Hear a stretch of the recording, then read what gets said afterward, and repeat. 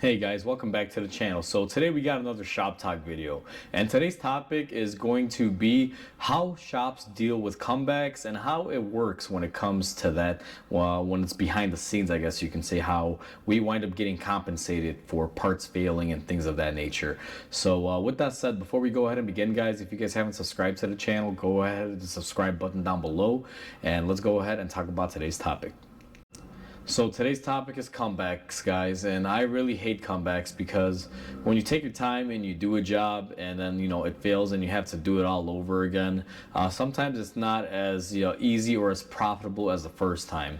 Now I know a lot of you may start having a smirk now or a little question mark. What do you mean it's not profitable? Well, there's a lot of things that happens behind the scenes, guys, that shops have to deal with so in order to keep our customer base happy and make things right.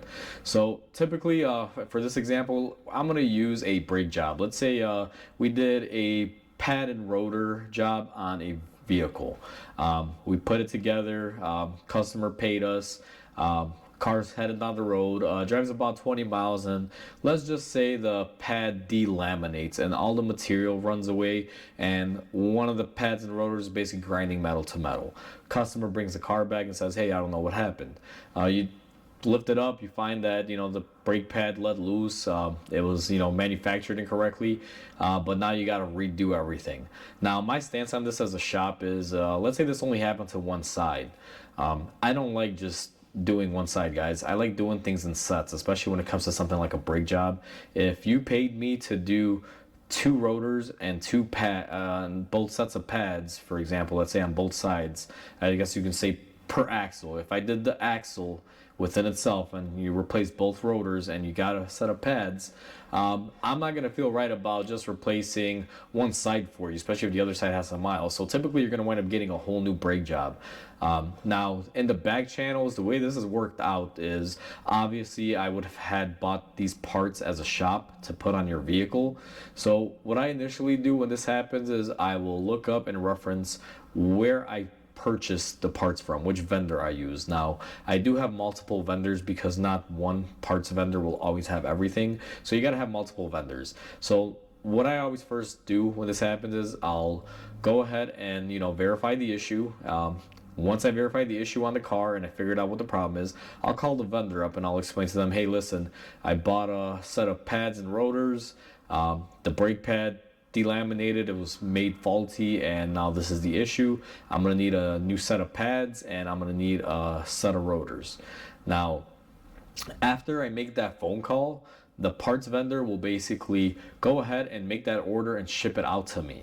And what I'm gonna do with those parts once they arrive here, I'm gonna go ahead and swap everything out and redo the brake job for the customer, and I'm gonna create an invoice stating customer was in whatever the date, RO number, warranty from this RO, and da da da. I'm basically gonna make another invoice showing the brakes were redone and it totaling $0 of cost to my customer. I'm gonna go ahead and print that out, give it to my customer, give them their copy, and not charge them a penny because obviously it's under warranty.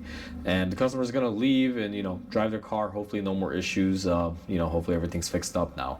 And what happens at the back end of that now is a lengthy process, because once I invoice that secondary ticket, what the vendor is gonna require typically, guys, is the first invoice of the customer paying you however much the brake job cost. And they're gonna get really specific here because they're gonna want the part number, the total labor hours, when it got taken into the shop, when it got taken out. Like, there's some criteria depending on the vendor that they ask for, but most of them will just typically require how much labor time, and it has to be within a standard of industry. You can't make up time frame. Like, if a standard brake job is an hour and for some reason your shop is fancy and you guys charge 3 hours per axle, good luck. You're only going to get paid for the hour. And it's already pretty cut down. Like, it gets a little bit worse after that because they'll only pay what is allowable per Mitchell or ALLDATA, whatever the industry standard is, guys. So most brake jobs fall into the hour category.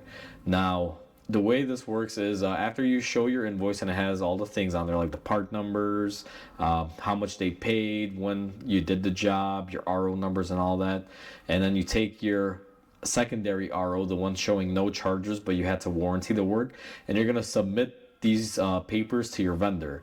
And what they're gonna do is they're gonna, look and verify that yes, the customer paid the first time and it was done, and then the second time you didn't charge them again and it's done under warranty.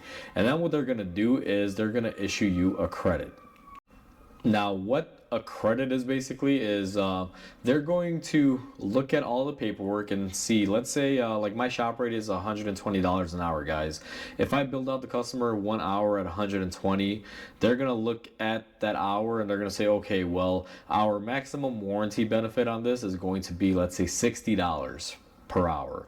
So even though the shop is getting paid here, you're actually getting your rate cut in half. And it's not always necessarily in half. Sometimes they offer like, $50 an hour. I've seen some of the smaller companies only even offer like $30 an hour to redo it under warranty. And the thing is, it's, I really would like to change it and debate it, because I've had this topic, debated before with my parts vendors. Like, hey, listen, if I'm at $200 an hour, you guys can't pay me $50. Like, come on, up your levels a little bit. But, they have some certain table. I mean, the highest I think I've ever seen was like 60 or $65 ever to be a payout on it, because they expect you to work with them like they work with you. And honestly, if it's a good vendor, I don't mind. Like, most of my vendors are pretty good, and I really don't have that many comebacks. So, and the chance that I do get a comeback, even though my shop rate is 120, if they're only giving me $50, let's say per hour or per book hour for that job, and in this scenario, the brake job was totaled an hour, so I'm not making $120, I'm making 50, and they supplied all the parts again. But what winds up happening is, I got to take into account that, I've worked with that vendor for years. They, usually give me good pricing on stuff, and I'll work with it. It is what it is. Either way, I gotta fix the issue. The way I see it another day is my customer paid me to do that job, and I gotta stand behind my work. Whether or not the vendor is going to help me out with that, at the end of the day, if they don't, I still gotta take care of it. And there's been situations where I've worked with crappy vendors that didn't hold up their end of the bargain, and I've had to eat it and redo something and just eat the cost of it, and later on take it up with them or argue with them or whatever the case might have been, or just drop them as a vendor completely for lack of ownership on stuff. But it's a very lengthy process, guys. That's why a lot of shops out there are very particular, and they're very, I guess you can say apprehensive and defensive when it comes to, people bringing in a car for a comeback.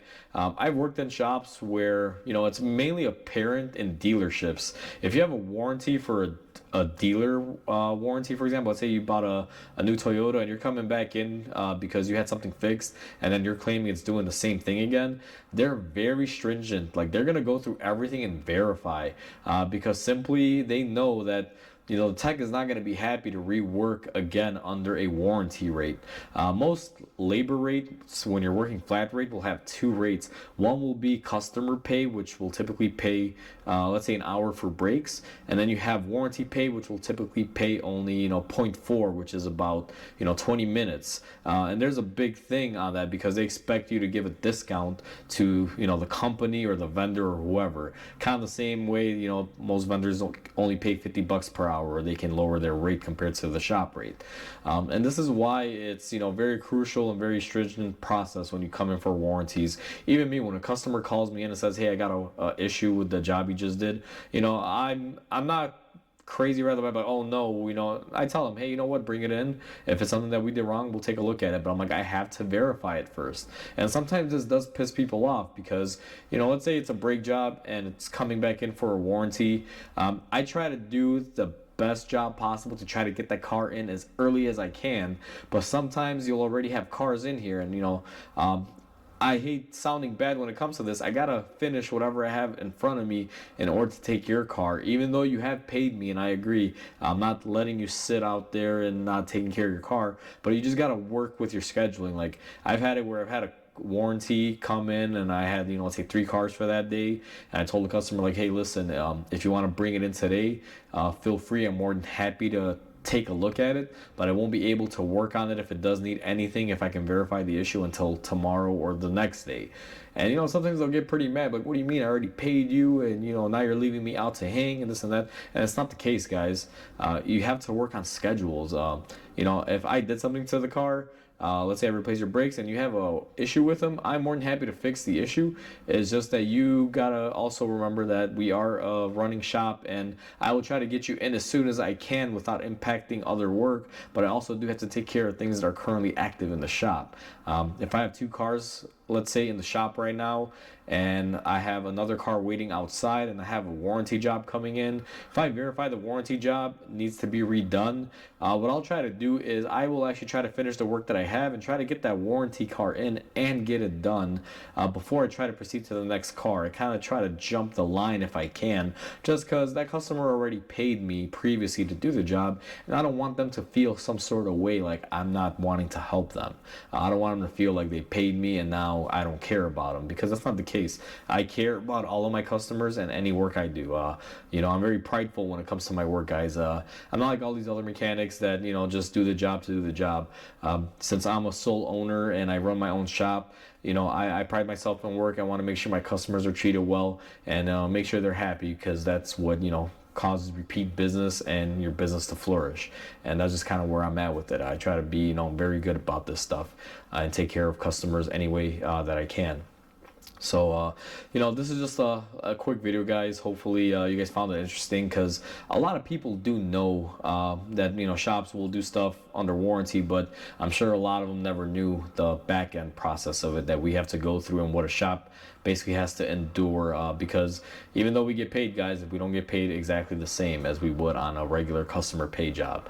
So, with that said, guys, hopefully you guys found this video interesting. Please comment, like, and subscribe. I would love to, hear your guys' comments on this. And with that said, I hope you guys have a wonderful day, and I'll catch you guys on the next video.